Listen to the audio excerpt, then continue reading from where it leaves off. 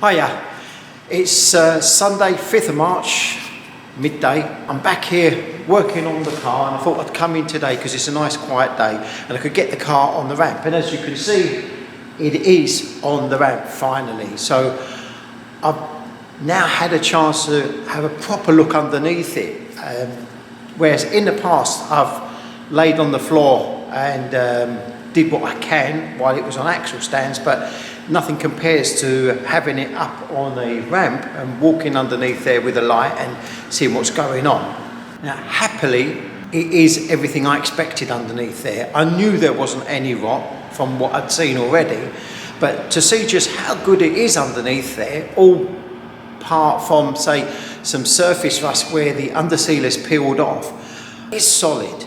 And that makes me very happy, especially on this car where everything I seem to touch seems to be broken.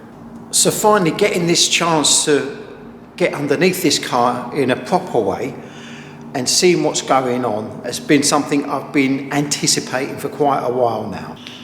So as we go below, all I'm finding is surface rust. Things like this, which just need a little bit of a wire brush and then under sealing. Obviously this exhaust is going and that should be going by next week hopefully. Chassis is really strong.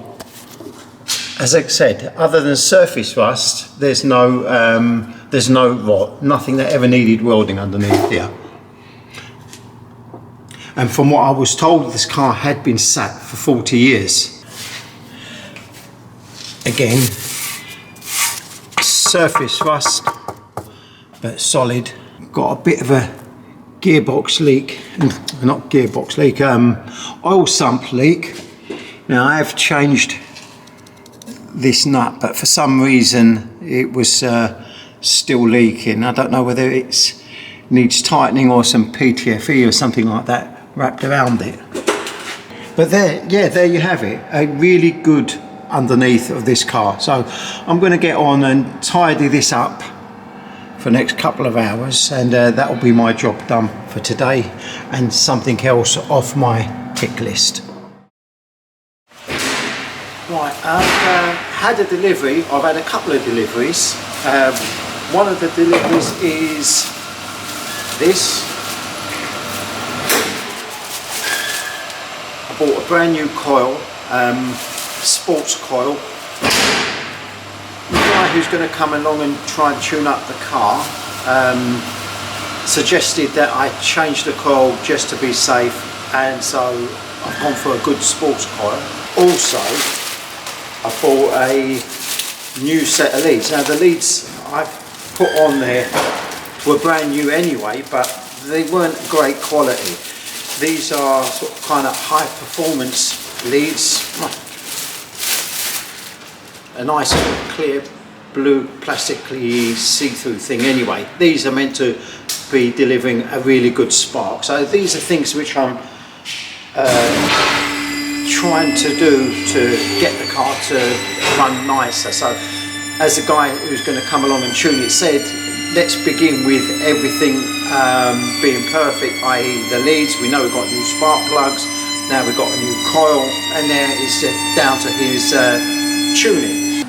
Also what I bought are the side stickers. There's various different ones of these. Some of them are just the Union Jack, others are just the TR6 writing. So I've gone for these, which is a combination of the Union Jack and the TR6 writing too. That was on recommendation of Ray, and I think these are the nicest ones anyway. The other thing which arrived literally 10 minutes ago is this box, and in this box are the bumpers. I finally went and spent 950 quid and bought myself a new set of bumpers. So those will be going on during this week. I've got Ray coming to help me with the hood on Sunday, and then on the following Sunday Guy is coming along to tune it. So the car's got 2 weeks before it's finished really. So as much as I really want to stick the bumpers on because that's exciting, I think I'll put the leads and coil on to begin with and start it up and see what it sounds like, if it makes any difference at this stage.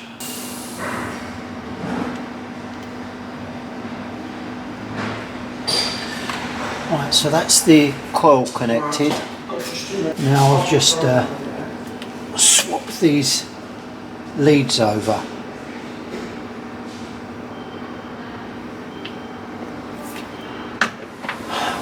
One of the problems I've been having with these leads is as I go to pull them off, the bit stays in the distributor like that. Like really badly made. This is what you get when you buy cheap leads. These are brand new. Power tune. Power rubbish. These ones I bought from Retro Leads, recommended to me, and made a lot better than those other rubbishy ones. And it could be that all along the problem with the engine was the spark plug leads, or maybe a combination of the leads and the coil.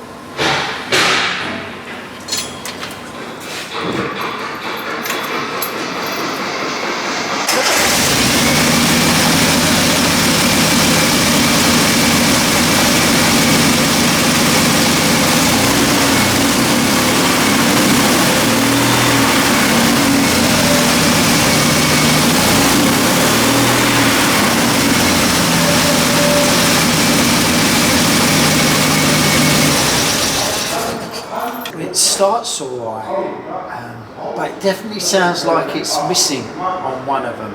I'm hoping when Guy comes along he manages to solve the problem, and I hope it's something simple and not something that I've done wrong with the timing chain or something. It's definitely running better now that I've changed the coil and the leads, although it does sound like it's slightly missing still, but it's more even, if that makes sense. So hopefully, as I said, it's not too much of a problem, something that Guy can find and rectify in a short space of time, but as I say, definitely sounds a bit better now. So that's as far as I can go with the engine. I'm going to have to leave that now until whenever that's going to get sorted out. Meanwhile, I've got a couple of other bits and pieces to do. At home I restored this panel, the one that goes in the boot. The bits of metal that are on here were completely rotten, so I've replaced both bits of metal and given it a good coat of paint. And at the same time,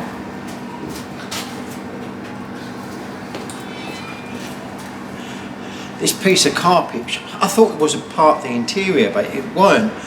I worked out that it goes in the boot, and I've been laying on it and all sorts when I've been underneath the car. Well, I've given this a good wash. It's as good as it's going to be, so I can stick them in the boot. And I've also got and picked up the spare tyre, so I'll give that a little bit of a clean up and put all these bits together and then be done with the boot. Well, that's looking pretty. Don't like that yellow bit over there though. I don't know what's meant to happen there. I'll have to have a look at some photographs on Car and Classic and see what's going on there. Maybe I'm missing something. But yeah, that is a tidy boot. So I've done all my little other jobs, so I think it's time I open up the box of bumpers and see what we've got inside there.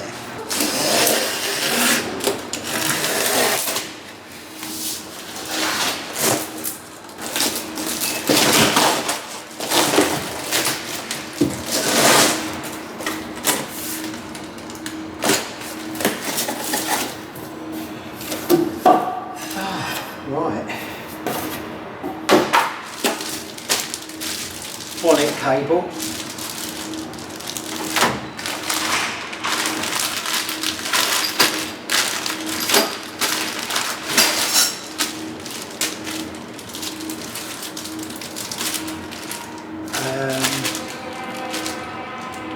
soft top front seal.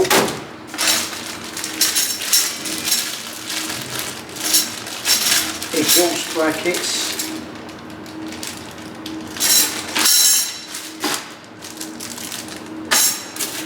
More exhaust brackets.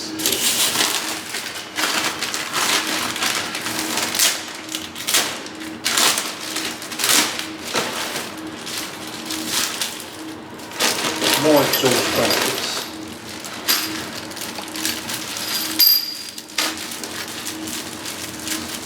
That's the handles I've already bought for the soft top and lost, so I've had to buy another one. Typical.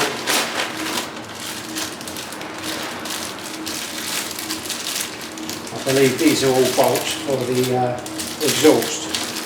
But he's bringing down the exhaust on Sunday when he comes to do the soft top for me. So anyway.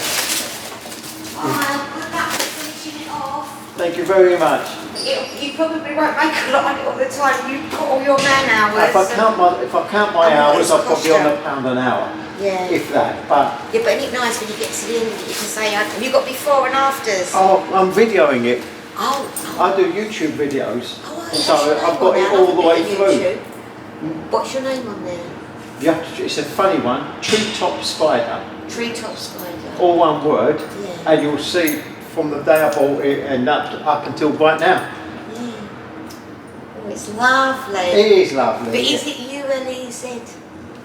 It is ULEZ, yeah. Is it ULEZ? Yeah, Mr. Can't f himself. See you later, mate. See ya. Good luck. Bye. Right, so now the most important thing.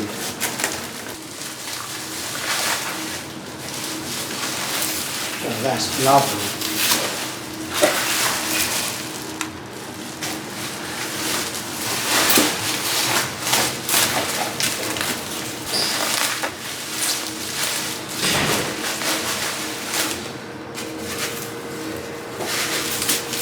That is absolutely lovely. So these are the stainless steel bumpers. I bought these from Rimmer.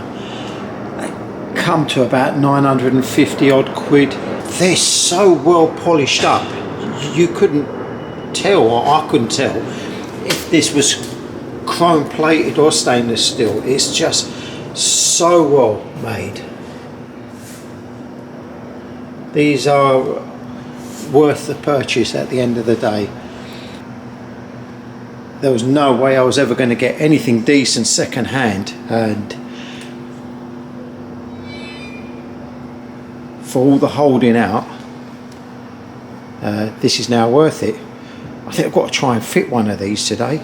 So what I've done is got this off some whatever plastic containers and bits of wood and got the bumper up more or less to where it's got to sit, and just go in from behind and get these bolts in.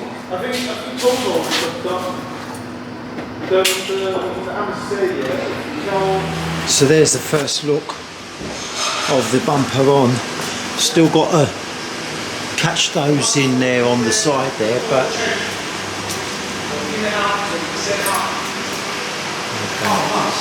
very, very pleased with these bumpers. I was a bit uncertain, didn't know. I've heard like there's a little bit of fettling to do when it comes to fitting them, but so far so good. I don't know what the back one's going to go on like, but that's now changed the whole look of the front of the car.